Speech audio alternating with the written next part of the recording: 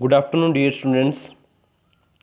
मैं रविंदर सिंह एक बार से फिर आप सभी का मैथ्स के डिजिटल क्लासेस में हार्दिक स्वागत करता हूं, जिसके अंदर हम कक्षा 12वीं मैथमेटिक्स के चैप्टर नंबर 4 सारणिक यानी कि डिटर्मिनेंट्स के पार्ट नंबर 13 तक की वीडियोज़ को डिस्कस कर चुके हैं।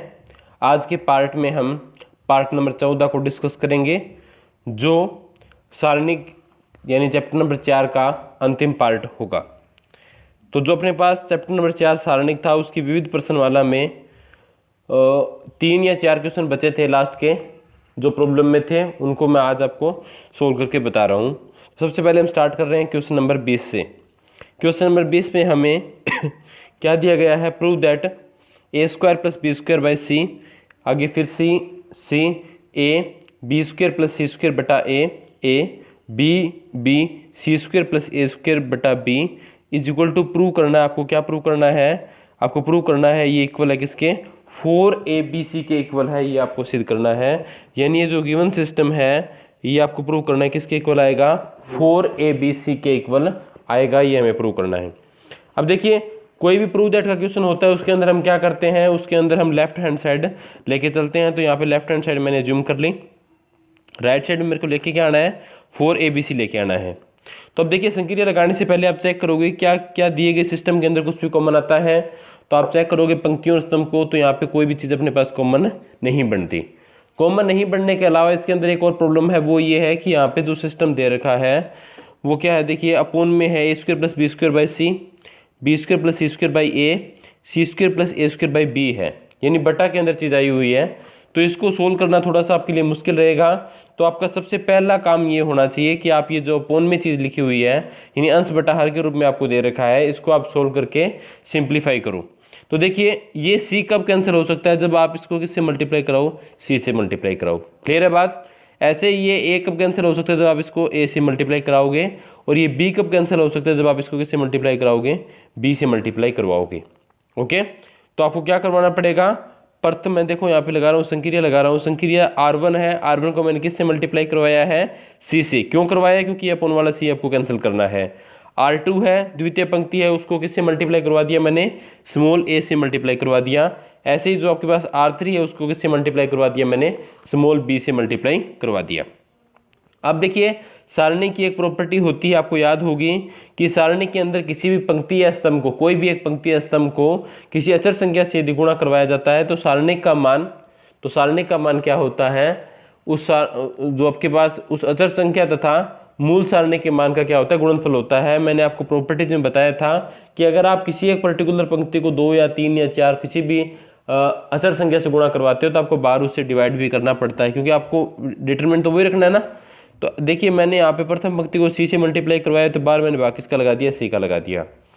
द्वितीय पंक्ति को मैंने ए से मल्टीप्लाई करवाया तो बार मैंने ए का भाग लगा दिया। तृतीय पंक्ति को मैंने बी से मल्टीप्लाई करवाया तो बार मैंने किसका भाग लगा दिया? बी का भाग लगा दिया। यानी 1/ABC मैंने बाहर लिख दिए। अब 1/ABC बाहर रह गया तो अंदर क्या बच गया? देखो, यहाँ इसको सी से मल्टीप्लाई करवाओगे तो क्या आएगा? A square plus B square ही बचेगा।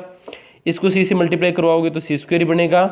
इसको सी से मल्टीप्लाई करवाओगे तो सी स्क्वायर ही बनेगा। यहाँ पे ए है, इसको अगर ए से मल्टीप्लाई करवाओगे तो ए स्क्वायर। ये यहाँ पे क्या बचेगा? ए से ए कैंसिल हो जाएगा, क्या बचेगा? B square plus C square, फिर ए स्क्वायर, ऐसे ही next B square C square plus A square. यहाँ तक आपको क्लियर हो गया होगा। इसके बाद देखिए, नेक्स्ट स्टेप में आप दोबारा चेक करोगे क्या इसके अंदर कोई भी चीज़ कॉमन आती है या फिर नहीं आती। तो आप देखोगे इसके अंदर कुछ भी कॉमन नहीं आता। तो कॉमन नहीं आता तो आप एक ऐसी संक्रिया लगाओगे जिससे या तो कोई चीज़ कॉमन आ जाए या इसकी कोई भी पंक्ति स्तंभ में कोई चीज़ क्या बन जाए? जीरो बन जाए, जिससे आपके पास एक्सपेंशन करना इजी रहेगा। तो अगर आप ये देखते हो कि यहाँ पे ए स्क्वायर प्लस बी स्क्वायर है, ये क्या है? A square plus B square है। इस ए स्क्वायर प्लस बी स्क्वायर में से आप सब्ट्रैक्ट करते हो किसको? इन दोनों को ऐड करके सब्ट्रैक्ट करते हो तो क्या बन जाएगा? जीरो नहीं बन जाएगा क्या? देखो, यानी कि R1 में से आपको क्या सब्ट्रैक्ट करना पड़ेगा? R1 में से सब्ट्रैक्ट करना पड़ेगा R2 प्लस R3, यानी R2 और R3 को अगर आप जोड़ के घटाते हो R1 में से तो यहाँ पे क्या बन जाएगा? जीरो बन जाएगा। तो यही मैं अप्लाई कर रहा हूँ। नाउ अप्लाइंग ऑपरेशन कौन सा अप्लाई कर दिया मैंने? R1 is replaced by R1 minus R2 plus R3, यानी कि प्रथम पंक्ति में से द्वितीय और तृतीय पंक्ति को जोड़कर घटाना है। तो वो कैसे होगा? देखिए, यहाँ पे तो क्या होगा? ए स्क्वायर प्लस बी स्क्वायर में से अगर आप इन दोनों को जोड़ोगे तो ए स्क्वायर प्लस बी स्क्वायर ही बन जाएगा। घटाने के बाद यहाँ पे बचेगा जीरो। ओके, यहाँ पे क्या है, सी स्क्वायर में से अगर आप इन दोनों को जोड़ के घटाओगे तो सी स्क्वायर से सी स्क्वायर तो हो जाएगा कैंसिल, बी स्क्वायर और बी स्क्वायर बनेगा 2b स्क्वायर, लेकिन आप जब सब्ट्रैक्ट करोगे तो ये क्या हो जाएगा, -2b स्क्वायर हो जाएगा। ऐसे यहाँ पे क्या हो जाएगा, -2a स्क्वायर हो जाएगा। सेकंड और थर्ड रो के अंदर कोई चेंज नहीं करना, वो मैंने एज इट इज लिख दिया। अब उसके बाद हर स्टेप के बाद आपको यही चेक करना होता है कि क्या दिए गए सिस्टम में कुछ कॉमन आता है अथवा नहीं। तो यहाँ अगर आप ध्यान से देखोगे तो जो आपके पास रो नंबर फर्स्ट है R1 जो है उसके अंदर क्या कॉमन आता है, R1 के अंदर -2 कॉमन आता है। तो आप क्या करोगे, इसमें से -2 कॉमन ले सकते हो। तो प्रथम पंक्ति में से -2 कॉमन लेने पे क्या बचेगा, 0 b square a square a square b square plus c square a square b square b square c square plus a square. अब देखिए अगर इसकी पहली पंक्ति में 2 0 बन जाती तो आप इसको एक्सपेंड कर देते, लेकिन यहाँ पे 0 कितनी बनी है, एक ही बनी है। तो आप इसको फर्दर और सोल्व करो और एक से ज़्यादा 0 बनाने की कोशिश करो अगर पॉसिबल है तो यहाँ पे अगर आप देखते हो R2 को ध्यान से देखते हो, R2 देखिए पहले ध्यान से कहाँ पे है। अगर आप R2 में से R1 को घटाओगे तो देखिए a square minus a square, यहाँ तो कोई फर्क पड़ने वाला है नहीं। b square plus c square में से b स्क्वायर घटाओगे तो सिर्फ c स्क्वायर बचेगा, और a स्क्वायर में से a स्क्वायर जब आप घटाओगे, a स्क्वायर में से a स्क्वायर जब आप घटाओगे, यहाँ इससे ये घटाओगे तो यहाँ पे भी क्या बन जाएगा, 0 बन जाएगा। ऐसे ही अगर आप R3 में से R1 को घटाओगे तो यहाँ पे तो कोई फर्क नहीं पड़ेगा, b square minus 0 b square बचेगा। b स्क्वायर से b स्क्वायर घटाओगे तो यहाँ पे क्या बन जाएगा, 0 बन जाएगा, और यहाँ क्या बचेगा, सिर्फ c स्क्वायर बचेगा। यानी कि जो डबल टर्म्स थी वो क्या बन जाएंगी, सिंगल बन जाएगी, और अपने पास एक्स्ट्रा 2 जीरोज भी बन जाएगी। तो संक्रिया अप्लाई कर रहा हूँ मैं, R2 माइनस R1 और R3 माइनस R1। संक्रिया लगाने के बाद अपने पास ये सिस्टम बन जाएगा, 0 b square a square c square 0 b square 0 c square. Okay, अब क्या करना है आपको, अब देखिए फर्दर आप ट्राई करोगे, कोई चीज़ कॉमन आती है, कॉमन भी नहीं आती है, आप किसी प्रकार से 0 भी फिलहाल नहीं बना सकते, तो आप क्या करोगे, लास्ट ऑप्शन अपने पास बचता है, वो बनता है एक्सपेंशन का। तो एक्सपेंडिंग अलोंग R1 प्रथम पंक्ति के अनुदिश प्रसार करने पर, तो साइन कन्वेंशन क्या रहने वाली है, प्रथम पंक्ति के लिए प्लस माइनस प्लस, तो 0 के आगे प्लस, फिर b स्क्वायर के आगे माइनस, फिर a स्क्वायर के आगे प्लस। ओके, इतना समझ में आ गया होगा। अब आगे देखिए, 0 है, प्रथम पंक्ति में है, प्रथम स्तंभ में है, क्या बच गया, c स्क्वायर 0 0 c स्क्वायर। तो 0 को किससे भी मल्टीप्लाई कराओ, 0 रहने वाला है, तो इसको मैंने डायरेक्ट 0 लिख दिया। अब b स्क्वायर के लिए क्या आएगा, ये प्रथम पंक्ति में द्वितीय स्तंभ में पीछे क्या बच गया, a square 0 b square c square. Okay, फिर क्या होगा नेक्स्ट, इसके लिए क्या होगा आपके पास, प्रथम पंक्ति में तीसरे स्तंभ में क्या बच गया पीछे, a square c square b square 0, ये अपने पास बन गया। ओके, अब देखिए मल्टीप्लाई करवाते हैं हम, मल्टीप्लाई करवाएंगे तो क्या आएगा, देखिए a square into C square क्या आएगा, a square c square, minus b square minus 0 0 आने वाला है तो उसकी जरूरत ही नहीं है आपको। फिर a स्क्वायर अपना सेम रहेगा, या इसको मल्टीप्लाई करोगे 0, फिर माइनस का निशान, b स्क्वायर c स्क्वायर, तो ये minus b square c square आ गया। ओके, अब ये देखिए ये क्या बन गया, ये बन गया minus a square b square c square, ये मैंने यहाँ पर लिख दिया। ऐसे ये भी बन गया minus a square b square और c स्क्वायर, ये भी यहाँ पर बन गया आपके पास। अब minus a square b square c square minus a square b square c square क्या होता है, माइनस का 2a स्क्वायर b स्क्वायर और c स्क्वायर होता है। इस minus 2a square b square c square को इस -2 से मल्टीप्लाई करवाइए, क्या आएगा आपके पास, 4a square b square c square बटा abc इज इक्वल टू क्या आएगा, 4abc। ये आपके पास रहेगा आंसर, यानी कि राइट हैंड साइड, यही आपको प्रूव करना था। देखिए इसको 4abc के इक्वल प्रूव करना था, ये आपने कर दिया। इस तरीके से ये क्वेश्चन आपके पास सोल्व हो जाएगा। अब नेक्स्ट देखिए क्वेश्चन नंबर 21, 21 नंबर क्वेश्चन आपको सोल्व करना दिया हुआ था।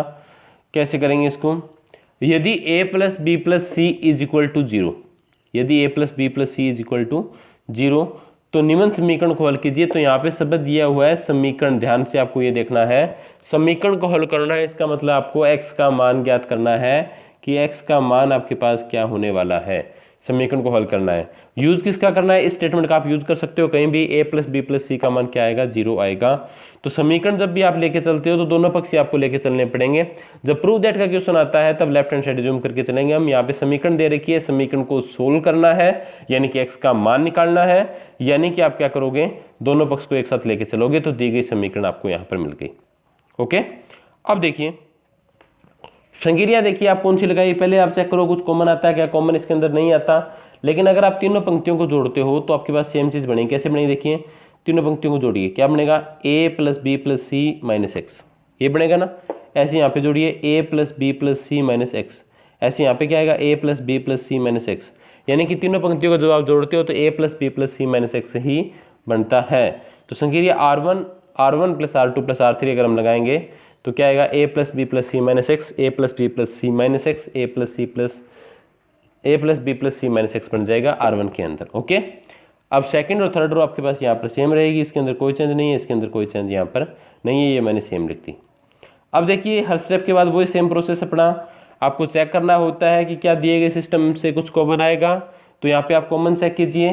तो कॉमन यहाँ पे आप देखते हो कि प्रथम पंक्ति से क्या कॉमन आ रहा है, a plus B plus C minus X common आ रहा है। तो मैंने ये प्रथम पंक्ति से कॉमन ले लिया। पीछे क्या बच गया देखिए 1 1 1, बाकी सेकंड थर्ड रो में no change, as it is मैंने यहाँ पर लिख दी। अब इसके बाद इस स्टेप के बाद आप देखोगे कि क्या दिए गए सिस्टम में कुछ कॉमन आता है। कॉमन अब यहाँ पे दोबारा कुछ नहीं आता। तो आप क्या करोगे, आप कोई ऐसी ऑपरेशन लगाओगे जिससे या तो कोई चीज़ कॉमन बन जाए अथवा इसकी किसी भी एक पंक्ति स्तंभ में 2 जीरो बन जाए। तो देखिए 111 है यहाँ पर, इनमें से 2 को आप जीरो बना सकते हो। तो क्या होगा, इसमें से ये घटा दो, C2 माइनस C1 कर दो, यहाँ पे जीरो बन जाएगा। C3 माइनस C1 कर दो, यहाँ पर भी क्या बन जाएगा, जीरो बन जाएगा। तो संकीर्ण अप्लाई कर रहा हूँ मैं C2 माइनस C1 तथा C3 माइनस C1। तो C2 माइनस C1 करेंगे यानी कि द्वितीय स्तंभ में से प्रथम स्तंभ को घटाएंगे। तो यहाँ पे प्रथम स्तंभ तो रहेगा एज इट इज, इसमें कोई चेंज नहीं है। ओके, अब C2 में से C1 घटाओ तो 1 माइनस 1 क्या आएगा, 0 ही आएगा। इसमें से अगर आप ये घटाओगे तो देखिए B minus C minus X आ गया। A में से अगर आप B को घटाओगे तो A माइनस B आ गया। ऐसे ही आप क्या करोगे, C3 में से C1 को घटाओगे तो 1 माइनस 1 0, फिर A माइनस C आ जाएगा, फिर C minus B minus X आ जाएगा, इज इक्वल टू क्या रहेगा आपके पास, 0 रहेगा। ओके, अब प्रथम पंक्ति में आपने क्या बना लिया, 2 जीरो बना लिया, यानी कि आप इसके अलोंग एक्सपेंड कर सकते हो। अब एक चीज़ रिकॉल करते हैं हम, सवाल में आपको दिया गया था कि a plus B plus C का मान कितना है, 0 है, यानी कि इसको आप यूज़ कर सकते हो। तो इसको यूज़ कर सकते हो। तो यहाँ पे देखिए आपने कॉमन क्या निकाल रखा है, a plus B plus C minus X common निकाल रखा है। तो a plus B plus C की जगह क्या पुट कर दो, आप 0 पुट कर दो। तो इसकी जगह आप 0 पुट कर सकते हो। तो क्या बनेगा, देखिए यहाँ पे मैंने लिखा है, ये देखिए a plus B plus C की जगह मैंने क्या लिख दिया, 0 लिख दिया, फिर माइनस एक्स आ गया है आपके पास। अब इसका एक्सपेंशन करो आप प्रथम पंक्ति के अनुदिश प्रसार करने पर, क्या आएगा, 1 फर्स्ट रो में है, फर्स्ट कॉलम में, पीछे जो बचता है उसको लिख दीजिए, फिर आगे माइनस 0 प्लस 0, क्योंकि 0 इंटू समथिंग क्या होता है आपके पास, 0 ही होता है। अब मल्टीप्लाई करवाते हैं। ये 2/2 ऑर्डर का एक डिटर्मिनेंट है आपके सामने, ये 2/2 ऑर्डर का एक डिटर्मिनेंट यानी कि सारणिक आपको दे रखा है, आपको इसका मान ज्ञात करना है। तो इसका मान ज्ञात करोगे तो देखिए क्या होगा, इसका मल्टीप्लाई करवाइए पहले इसके साथ। तो क्या आएगा, b का मल्टीप्लाई c के साथ bc, फिर b का मल्टीप्लाई माइनस b के साथ माइनस बी स्क्वायर, b का मल्टीप्लाई माइनस x के साथ तो माइनस bx, फिर माइनस c का multiply minus c square, minus plus हो जाएगा प्लस bc और प्लस cx, ऐसे ही आप मल्टीप्लाई करवा सकते हो। फिर आप क्या करोगे, माइनस का निशान लगाओगे और इसका मल्टीप्लाई इसके साथ कराओगे तो क्या आएगा आपके पास, माइनस, ये तो सिंपल सा मल्टीप्लाई है, A square minus A C minus A B plus B C, ये आपके पास रहने वाला है। अब देखिए जो कैंसिल होता है उसको कैंसिल आउट कर देते हैं और फर्दर सोल्व करने की कोशिश करते हैं। एक तो सी एक्स से सी एक्स कैंसिल हो गया।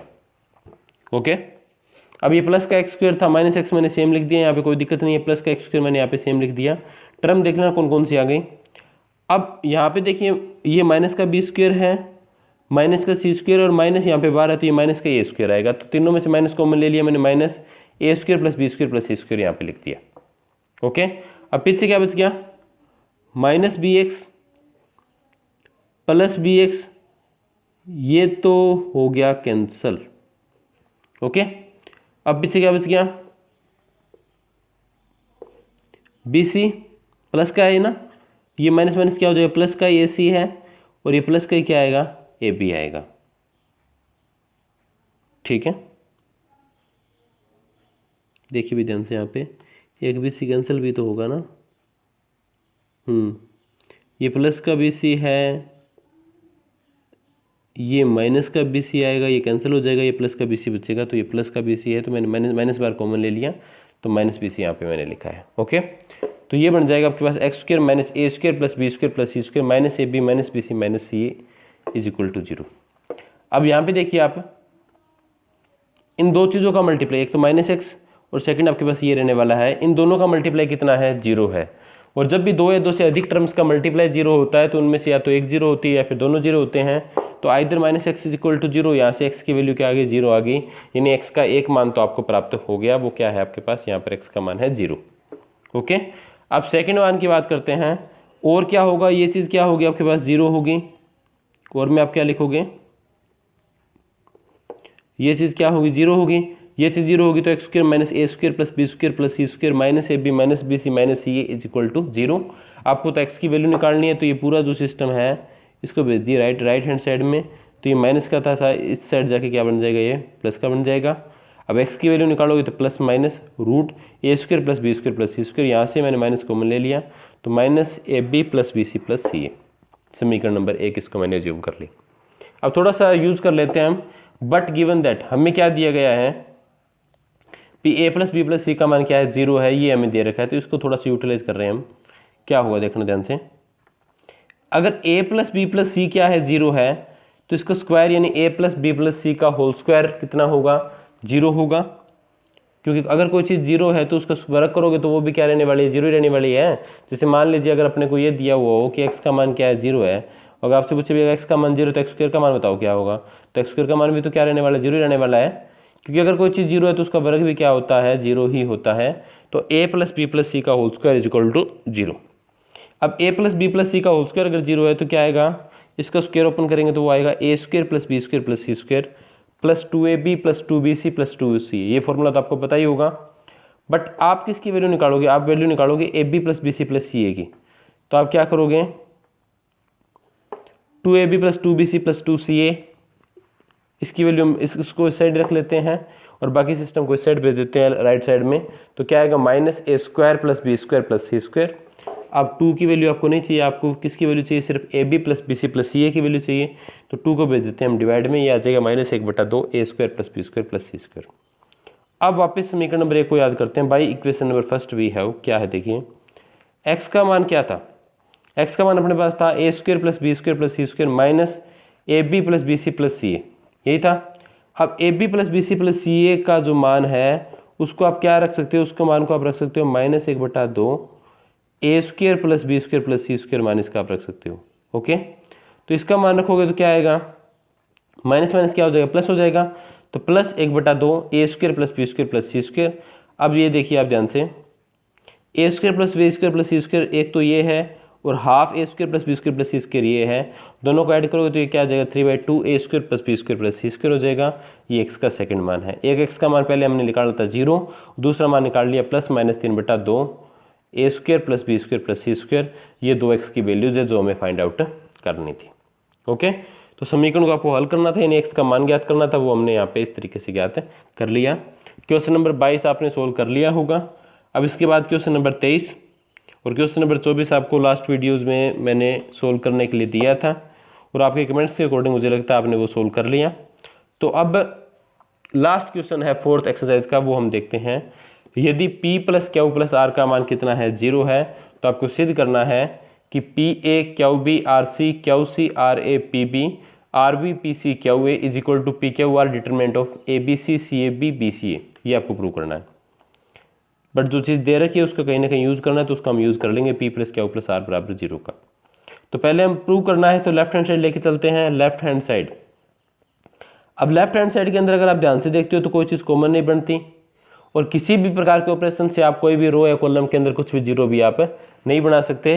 तो आपको क्या करना पड़ेगा, कोई ऑप्शन नहीं है, आपको क्या करना पड़ेगा, एक्सपेंशन ही करना पड़ेगा। तो expanding along R1 we have, प्रथम पंक्ति के अनुदिश प्रसार करने पर क्या होगा, देखिए साइन कन्वेंशन रहने वाली है प्लस माइनस प्लस। ओके, तो आप देखोगे यहाँ पे प्लस माइनस प्लस, कोई समस्या यहाँ तक। इसके बाद पी ए कौन सी पंक्ति में, फर्स्ट पंक्ति में है, फर्स्ट कॉलम में। पीछे क्या बच गया, R A P B P C Q B, ये मैंने यहाँ पे लिख दिया। इसके बाद माइनस क्यू बी, ओके, इसका मल्टीप्लाई इसके साथ करवाइए, क्यू सी क्यू ए, नहीं जो पीछे बच गया फर्स्ट रो में है, सेकंड कॉलम में पीछे क्या बच गया, Q C P B R B Q A, ये मैंने यहाँ पे लिख दिया। ऐसे ही आप आर सी के लिए लिखोगे वो चीज़ यहाँ पर आ जाएगी। ओके, अब देखिए फर्दर क्या बनेगा, 2/2 ऑर्डर के डिटरमिनेंट्स आपके पास बन गए। 2/2 ऑर्डर के डिटरमिनेंट्स हैं, तो देखिए क्या बनेंगे, पी ए मैंने सेम लिखा है, इसका मल्टीप्लाई इसके साथ करवाओगे तो क्या आएगा, क्यू आर ए स्क्वायर बन गया, फिर माइनस का निशान, ये क्या आएगा, पी स्क्वायर बी सी, ये मैंने यहाँ पे लिख दिया। ओके, फिर minus Q B as it is रहेगा, Q C into Q A क्या आएगा, क्यू स्क्वायर ए सी, फिर माइनस का निशान, ये क्या आएगा P R B square plus R C रहेगा सेम, ये आएगा Q C into P C minus R square into A B, ये यहाँ पर रहेगा। ओके, अब देखिए क्या रहेगा आगे अपने पास, मल्टीप्लाई करवाते हैं, पी क्यू आर इंटू ए की क्यूब, ये बन गया। ठीक है, अब इसका मल्टीप्लाई इसके साथ कराओगे तो क्या आएगा, पी की क्यूब ए बी सी बन गया। समझ में आ गया। फिर इसको मल्टीप्लाई कराओ, क्यू की क्यूब ए बी सी बन गया, फिर प्लस क्या आएगा पी क्यू आर बी की क्यूब बन गया, फिर यहाँ पे क्या आएगा पी क्यू आर इंटू सी की क्यूब माइनस आर की क्यूब ए बी सी। अब चीज़ देखिए सेम चीज़ है, वो कॉमन लेते हैं हम, कॉमन क्या आएगा वो देखिए, पी क्यू आर ए की cube, P Q R B की cube, P Q R C की क्यूब, तीनों में से पी क्यू आर तो कॉमन आ गया, क्या बच गया ए की क्यूब प्लस बी की क्यूब प्लस सी की क्यूब। ओके, माइनस, अब देखिए आगे क्या है फर्दर अपने पास, minus P Q A B C minus Q Q A B C minus R Q A B C, तो तीनों में से कॉमन क्या आ गया, minus A B C common आ गया, पीछे क्या बच गया पी की क्यूब प्लस क्यू की क्यूब प्लस आर की क्यूब। इसको मैंने एक बार एज्यूम कर लिया समीकरण नंबर फर्स्ट, एलएचएस से चल रहा है अपने पास ये। नाउ अब एक फॉर्मूला होता है अपने पास, पी की क्यू प्लस आर की क्यूब प्लस पी की क्यूब प्लस क्यू की क्यूब प्लस आर की cube minus 3 P Q R का फॉर्मूला होता है P plus Q plus R, P square plus Q square plus R square minus P Q minus Q R minus R है। आपको ये formula ए की cube वाले term में याद होगा, ए की क्यूब प्लस बी की क्यूब प्लस सी की cube minus 3 A B C किसके बराबर होता है, A plus B plus C, A square plus B square plus C square minus A B minus B C minus C. अगर फिर भी आपको फॉर्मूला याद नहीं है तो इसको आप क्या कर लेना, इसको इसके साथ मल्टीप्लाई करवा देना, आप देखोगे ये चीज़ अपने पास आपको मिलने वाली है। एक क्वेश्चन में भी ये चीज़ आई थी अपने पास। ओके, अब आपको क्या दे रखा है, आपको दे रखा है बट गिवन दैट, क्या दे रखा है आपको, पी क्यू आर का मान कितना है, 0 है, पी क्यू आर का मान कितना है 0 है। अब पी क्यू आर का मान 0 है तो यहाँ पे आप क्या रखोगे, 0 रखोगे, इसकी जगह क्या रखोगे 0। अब 0 इंटू समथिंग राइट साइड में जो भी सिस्टम है पूरा पूरा क्या बन गया अपने पास 0 बन गया, यानी कि ये जो टर्म है ये क्या बन गई, पी की क्यूब प्लस क्यू की क्यूब प्लस आर की cube minus 3 P Q are क्या बन गया अपने पास 0 बन गया, क्योंकि 0 इंटू समथिंग क्या होता है 0 ही होता है। अब 3 पी क्यू आर को राइट साइड में भेजिए तो क्या आएगा, पी की क्यूब प्लस क्यू की क्यूब प्लस आर की क्यूब का मान कितना आएगा, 3 पी क्यू आर आएगा। ये यहाँ तक आपको समझ में आ गया होगा। अब क्या करना है, ये जो वैल्यू आपको यहाँ पे मिली है P cube plus Q cube plus R की क्यूब की, ये वैल्यू आप रखो समीकरण नंबर 1 में, समीकरण नंबर 1 के अंदर ये वैल्यू आप पुट करो। समीकरण नंबर 1 में आप पुट करोगे तो क्या होगा, एलएचएस में क्या आएगा, पी क्यू आर सेम है, ए की cube plus B cube plus C की क्यूब भी सेम है, minus A B C same है, और इसका मान क्या है 3 पे पी क्यू आर है, वो मैंने यहाँ पे पुट कर दिया। अब देखिए फर्दर इसमें क्या है, पी क्यू आर यहाँ पे भी है, पी क्यू आर यहाँ पे भी है, पी क्यू आर को मैंने थ्रू आउट कॉमन ले लिया, अंदर क्या बच गया ए की क्यूब प्लस बी की क्यूब प्लस सी की cube minus 3 A B C, समीकरण नंबर आ गया अपने पास 2, इसको मैंने समीकरण नंबर 2 मान ली। अब एलएचएस की वैल्यू आ गई, अब आरएचएस को सोल्व कर लेते हैं। आरएचएस को सोल्व करने के बाद आप देखोगे भी आरएचएस भी इसके इक्वल ही आएगा, तो आरएचएस को सोल्व करते हैं। Let RHS now, RHS assume कर लिया मैंने, आरएचएस ये दे रखा था आपको P Q R A B C C A B B C A.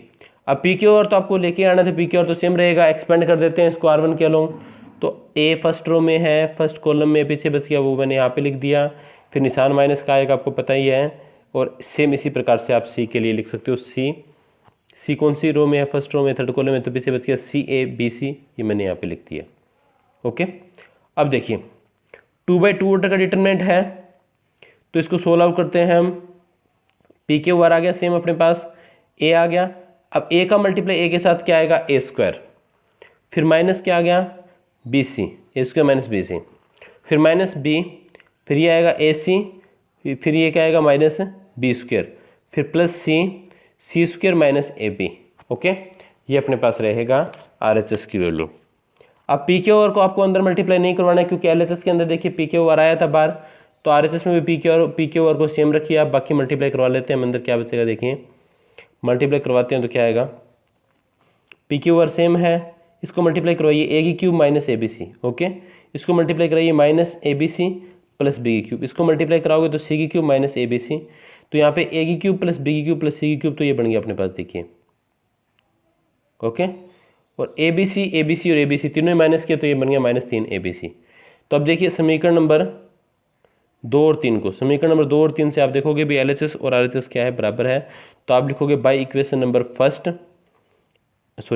Second and third we have LHS is equal to RHS।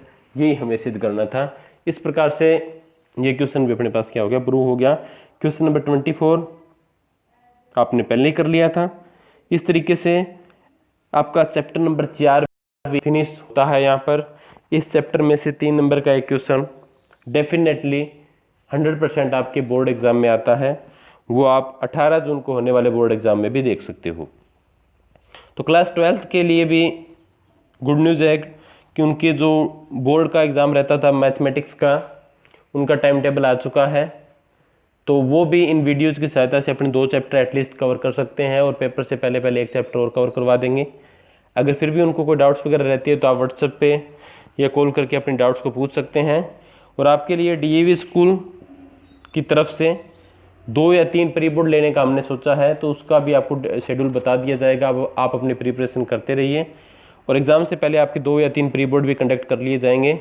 Date final हो चुकी है, टाइम अपने पास सिर्फ आज 31 मई हो चुकी है। तो ये मान के चलो अभी 15-16 दिन मान के चलो आप, बीच में 2 या 3 प्री बोर्ड भी हम लेंगे। तो जितना भी टाइम आपके पास है, जो पीछे जितना भी आपने लॉकडाउन को एंजॉय किया है, एंजॉय बोलना पड़ेगा, जो आपने लॉकडाउन को एंजॉय किया उसको भुलाकर आप दोबारा अपने स्टडी को कंटिन्यू कीजिए और दोबारा सिलेबस को अच्छे तरीके से कवर कीजिए, ताकि आपकी जो 2 साल की मेहनत थी 11th और 12th की, वो इस डिस्टर्बेंस की वजह से किसी प्रकार की उसके अंदर कोई दिक्कत ना आए। आपकी स्टडी यूं ही आप जारी रखिए। कोई भी प्रॉब्लम हो तो एनी टाइम आप फ्रीली हमें कॉल करके पूछ सकते हो। Thank you so much.